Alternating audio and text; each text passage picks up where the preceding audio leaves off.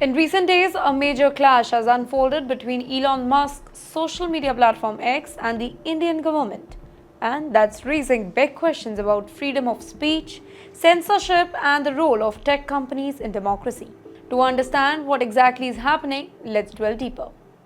The Indian government has issued executive orders to X, asking it to block more than 8,000 accounts across the country.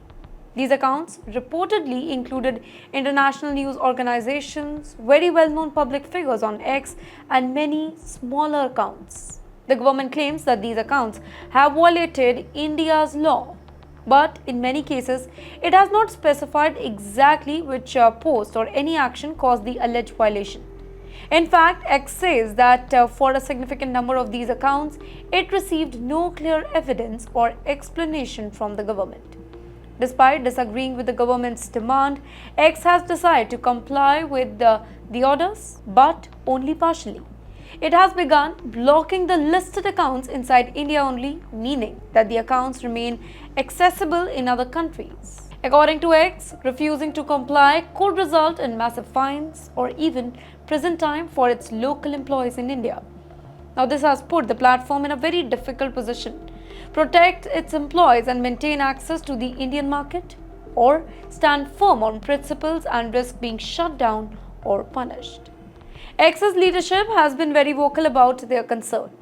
They argue that blocking entire account rather than the individual posts is excessive and amounts to censorship. In their words, this kind of broad action restricts both current and future speech, violating the basic principles of free expression. However, X is limited in what it can do legally. Under Indian law, companies like X have very little power to challenge these government orders in the court. Interestingly, the affected users themselves have more legal options, and X is encouraging those impacted to reach out to legal aid organizations for help. Also, transparency has become another concern. X has stated that it wants to keep the public informed about these government orders. However, due to legal restrictions, it is currently unable to publish the actual government documents or any type of orders, which limits public understanding and its accountability.